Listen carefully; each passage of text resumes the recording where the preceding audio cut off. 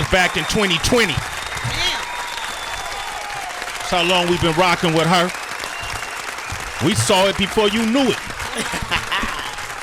We heard it before you thought it. Brampton, rise up. That ain't as.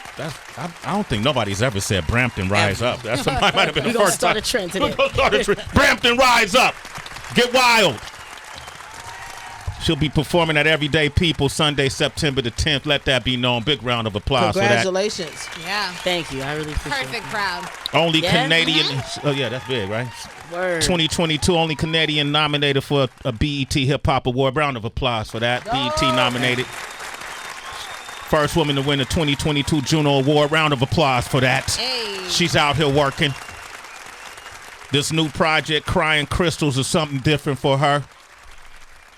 You get to know her from an introspective perspective, going inside of her lens, learning about her subconscious mind, some of the feelings and emotions she felt. Mm-hmm. You start to learn that maybe she might be a little toxic in relationships, but she blames everybody else. You hear this in this album. But she grows from it in the album, too. Yeah, I get there then. She goes through a lot of emotions on this album. Damn, Sway. It's confusion. She's Frustration. She's in denial. Yeah, feeling guilty. She's all of that. Went through it all. Full gamut. And she came here for a therapy session today, Heather, because when you listen to this album, the child needs help. Well, you can't really skip the step of denial. You got to go through denial. A little bit of it. So she came home today. Citizens were celebrating her new album, Crying Crystals. Please welcome back the one and only Haviah Mighty. Thank you for having me again, sir. Always.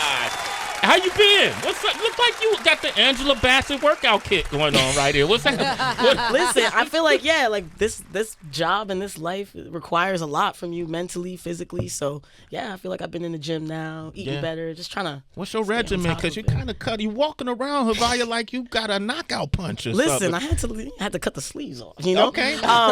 Nothing crazy. Like just like I try to do just like a push pull leg day.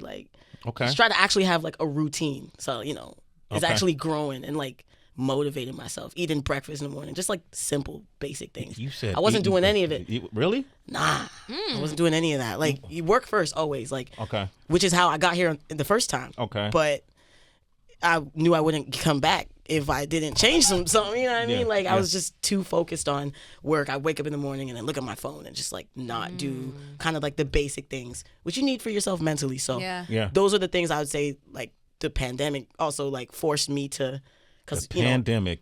Yeah. Right after I saw all y'all, man. That was 2020. You came, I think the pandemic happened a month. Less than 2 weeks after, I think. 2 weeks. Yeah, we were February 18th or 19th, because it's a monumental moment in my life coming here. Okay. And less than 2 weeks, it was done.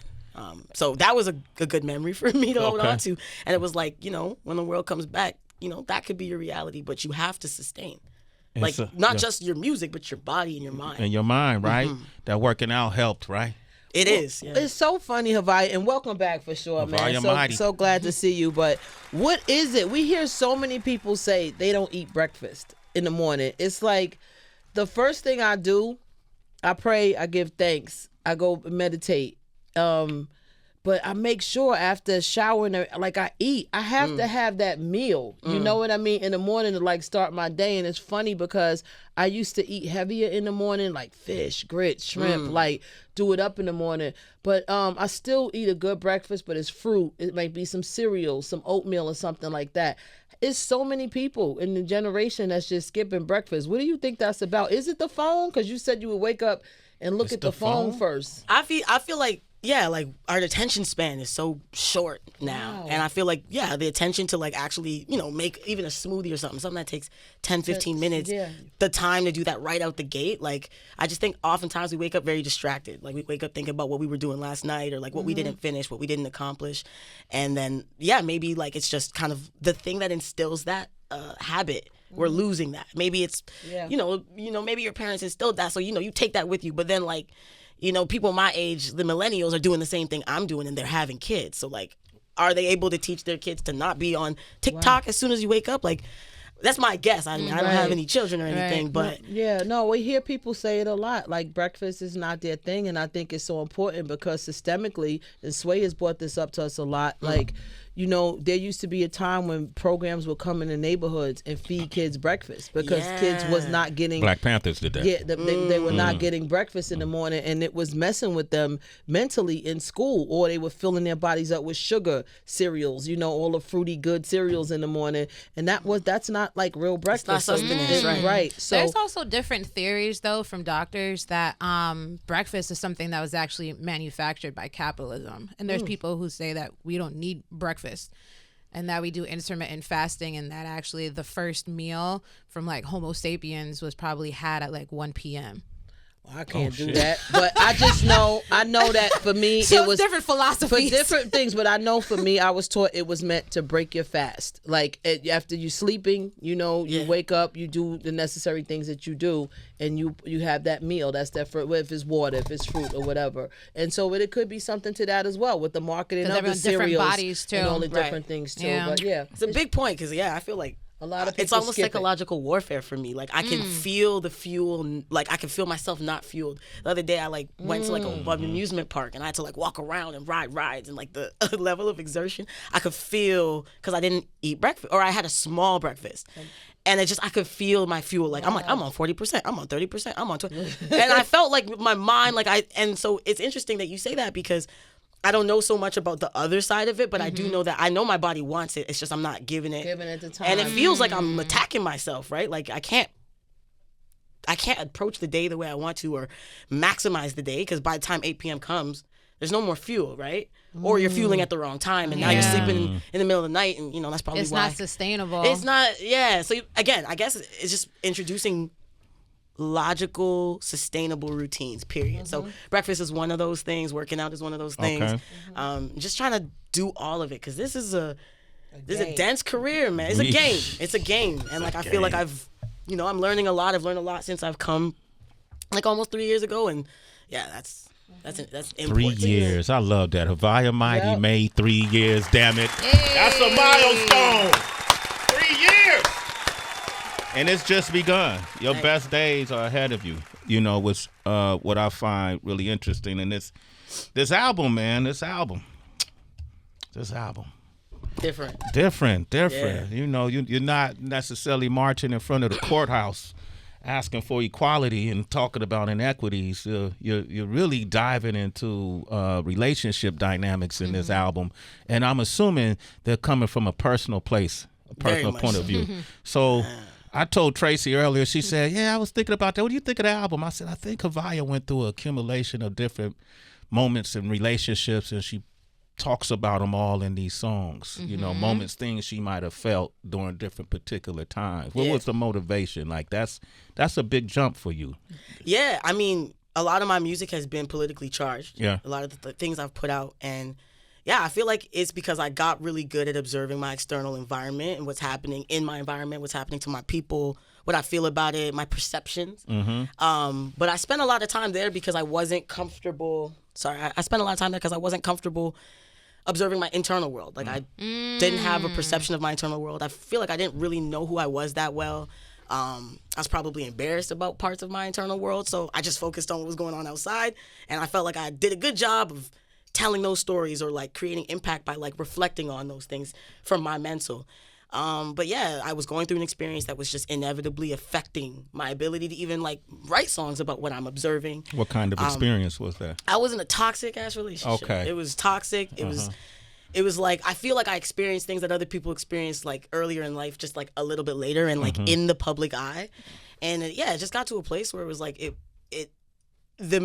being my music, like me talking about it in the music was the only way, in addition to like routine, all these other things, that I was able to heal like from that. Like making these songs was my way of getting out like the pain, the strife, and each emotion. Because in this album, each song does encompass or embody an emotion. So like Denial is actually like, Denial is Lil Snowfall. Baby. Oh, the Snowfall. Yeah, Okay. yeah. Okay.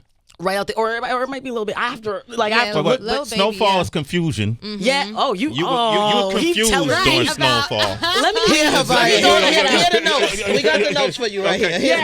Snowfall is confusion. See, I'm confused. You're still dealing with Snowfall. Yeah, it started off with confusion, And and then then denial was Lil Baby, and then I think sadness is the next song, and then each song like encompasses and embodies a specific emotion, and I attribute it to like the stages of grief. And like I hate to like attribute like grief to something like as like trivial as a relationship, but like let's be real, we all go. You mourn breakups. We all go through. Yeah, we mourn. You're losing somebody. They might still be here on Earth, but they ain't with you. And sometimes you build a life with this person, or you create, and that's what I did. I just created a space for that to grow forever. And so like. I was still watering it, and then it was like there are no flowers anymore. So it was just I needed to do it. I needed to talk about it. I needed to get it out, and I wanted to also break. I just don't like to be put in a box. Yeah. I don't like to be put in a box. So for me, it's like I'm always going to talk about my observations. I'm always going to talk about what I observe as a black woman from Canada or wherever I'm at. If I'm traveling, like those things are always going to be important to me. But I didn't want to feel like I had to only create albums about my external view, because I also felt like I didn't know myself. Yeah. Like I didn't, like when I came here last, like I do, but you know what I'm saying? There was so many holes, and I'm sure there are still so many. But yeah, like again, like hip hop, it's hard to Give That's yourself real. some grace, though. Yeah, because that's fair. It's 3 years. Yeah, It's fair. You know, you And- still Still hella young. You're still young. Yeah, and I don't think any of us truly knew ourselves until we've been through some things. You got to That's go true. through some stuff. That's true. And to see how you come out on the other side of it, you have to experience some success. You have to go through a lot of stages of that as well in Word. order to know who you are when the smoke clears, so to speak. And then the people around you have to look at them too, because that's a reflection, whether people want to admit it or not. You know who you're around every day and what you watering. That's a perfect word that you use. Yeah. You know, so sometimes those folks are covering up your shit and making you think that it's okay, but it's really not.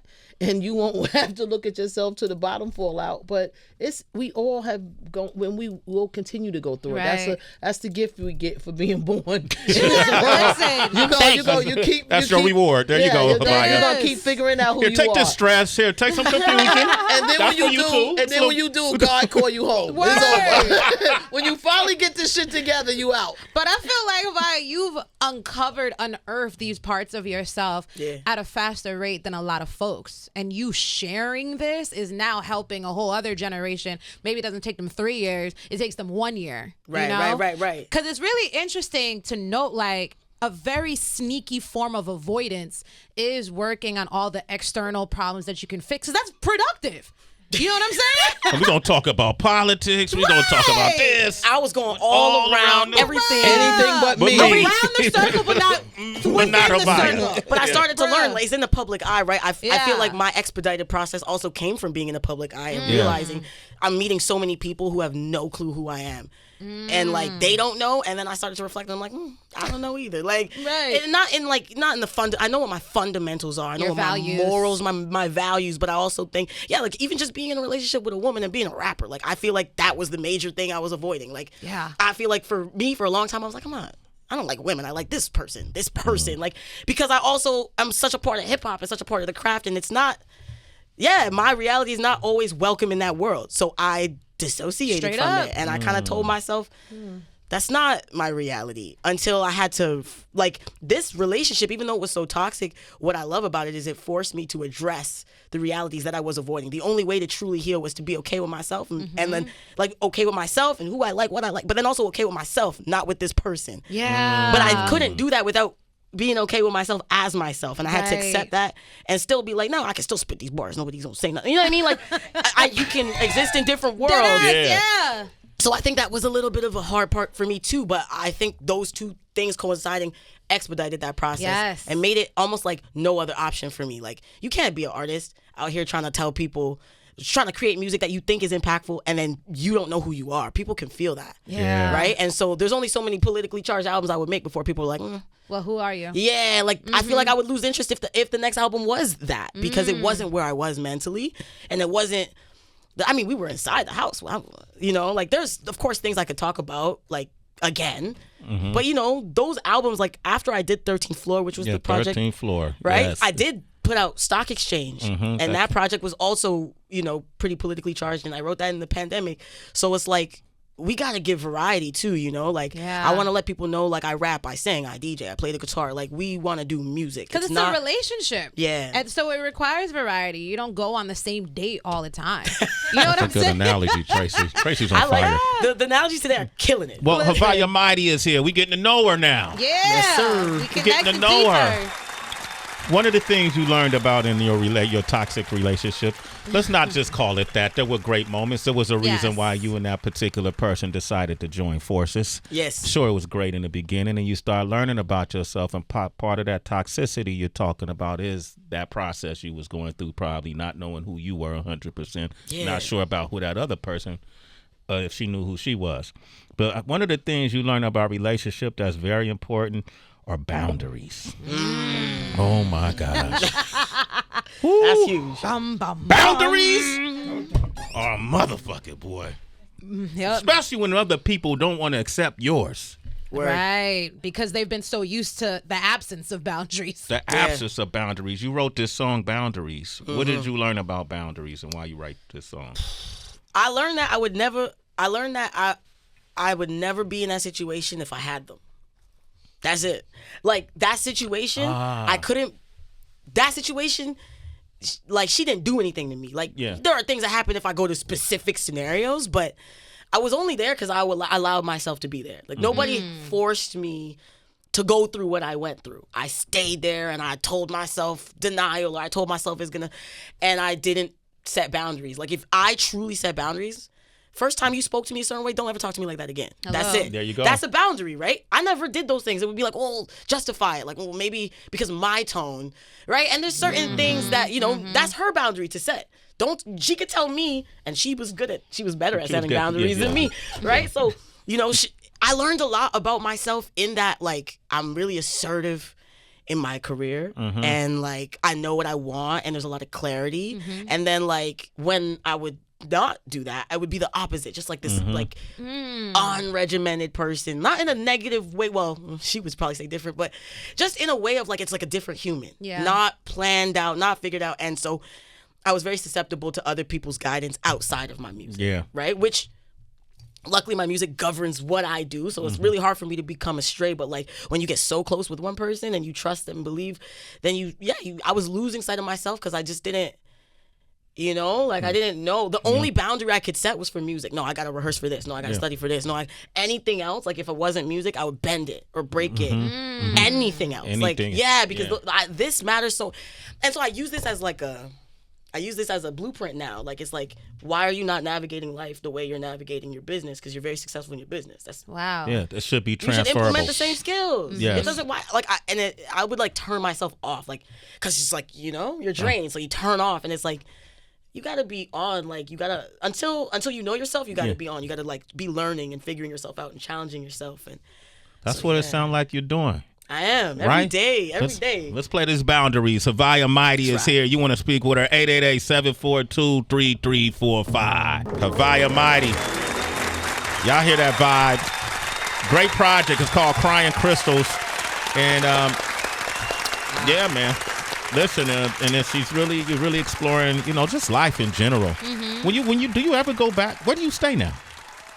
I live near Toronto, just outside Toronto. Outside Toronto, Yeah. People recognizing you in the area now. Yeah, I can't live in the city.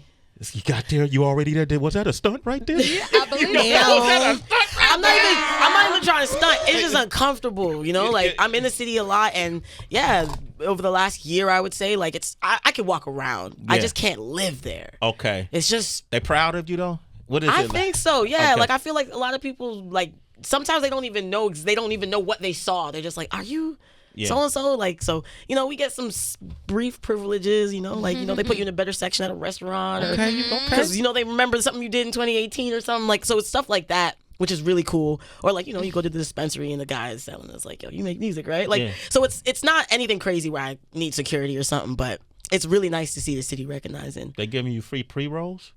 No, we're not there yet. See, we're not there yet. Oh, you got some work to do. Always something to look forward to. Yeah, right. You can't have it all. So are you touring this album or what's the deal? Yeah, so, we just put it out in July. Yeah, so we are touring in November. But like a light tour. New York, Atlanta. So I got my manager over there. Okay. New York, Atlanta, and Chicago. So those are like some stateside shows that we planned like post putting the album out. But in June we did like a lot of shows as well. So I toured with Sampa the Great. Sampa the Great, from Zambia, yeah. Yes. So wow. we did 5 shows. One of them was in New York actually, and then we did a couple others like Chicago and whatnot. So that was like really, really dope. And I was like previewing some of the songs before the album dropped. But yeah, like I feel like, like when you put a body of work out that you believe in, like you should spend time with it. So I want to spend like a year plus with it. So these are just like one-off shows, like 3 shows here and there. Yeah. And then it would be great to actually tour the album, like plan out a proper thing. Like, but right now, like, yeah, we're doing shows just to make sure that we're meeting new people and they're hearing the music. And I love that. Yeah, they're getting associated with what we're up to. And make sure you connect with the people that's rocking with you. Connect with them. It's a beautiful thing. As somebody, I always tell people, like, when I spend my money to come see you, this is beyond hearing your music. Yes. It is. I want a connection. There's an intimate connection there. So whenever you have time, I think it's smart what you're doing. Going to places that you want to go to. You feel the energy. You feel the audience. The people know your music. Spend some time with them afterwards. Say hello. Take as many pictures as possible. All of that, because that's the extra step when somebody take their hard-earned money to come see you, and I'm sure you're putting on great shows. So just continue to do that. I'm trying to. Yeah, I feel like not only that, like it's not just the show; it's the sound check, all of it, and then it's what, like you said, after the show, connecting with the fans. Like I can't tell you how many times I've done that I feel it made more of a difference to the night of whoever stayed than the people who saw the show. Some people, they may even miss half the show, but that moment with you or you signing something and just the eye contact, and it's got to be genuine. Like, you can't be looking down on people. Like, when you meet people, they're just, you come on stage and you're a person and they're a person, and it makes it, a human-to-human connection, which is so valued. So, like, thank you for reminding me of that. Absolutely, just reminding you of it. It's important because it sounds like you said, this is what you're passionate about, what you care about, what you planned out. But it's those little things. So many artists skip sound check. It's like, your show sucked because you didn't do the work. It's shit was horrible. What was you do? You was smoking. What was you thinking? I'm wet. I'm lit. Bruh, like bad, you come out. Yo, cell man, turn my shit up. Okay, uncover the mic first. But it's just they don't come to sound check. Just all those little things. That a lot. Absolutely, you'll see it a lot. All those little things matter. So I'm glad you're doing that. Thank you. Speaking of sound check, I feel like we should do a mic check right now. Oh, word. Mic check. Mic check. Hold up. Let's check the levels real quick. Mic check. Hold up. Where are we right now? We got the one and only Haviah Mighty, the Queen of Canada. We gonna run with that, y'all? We gonna run with the Queen of Canada? I like that. Queen of Canada. Do it. The Queen of Canada. Haviah Mighty is here, citizens. She's done this before. She's no stranger to bars. That's what she does. She put together similes, metaphors, syllables, conjunctions, adverbs, pronouns, nouns, predicates, and adjectives. That's what she does. Her name is Haviah Mighty. His name is DB. DB, drop a beat on her. You in the belly of the hyenas. Shit, almost fell over. Jeez, that energy. What an intro. Come on. Turn me up. Turn it up. Yeah. Sway in the morning. At the B. Tracy. Take off when the beat drop, when the beat hit. I'm the 1 to the 2, 3. I'm the prefix, blueprint, sorta like Jay. I'm a remix, shoot straight. Yeah, I like to race. I'm a speed stick. Niggas trip when they hear me spit, then they eat shit. Cause I'm real. I don't even gotta be on street shit. Half these rappers deep fake. Who you buy your streams with? All about who you line your team with. That's some weak shit. It don't mean shit. Numbers based on ploys and plots. Grown bitch in this game with boys. They tots. 3 years ago I did my first way. 2 years ago I dropped my first tape that won a Juno. Stock exchange, yeah, I dropped them by the grace of God. I won, nigga, now that's how you raise your stocks. Too many shorties, now I'm gay. Haram 21 savage ways to play the game. Oh God, No chain, but I bought a house, I stunt different. Been a girl, but I love women, I fuck different. The money new, but the love isn't, my love isn't. My aura solid, my trust isn't. Sway, I was at the top of the pandemic. Since then I've been working, like this was academics. I got my brand right, worked on my aesthetic. And I train my wrist, ladies, I do calisthenics. Do a handstand on her, made a man ran on her. Intimidate a nigga cause they can't stand on her. That lag badge on him, I'm the type to finish. I just learned there ain't no value when you fight with pigeons. So yeah, I had to return, I'm back with a sermon.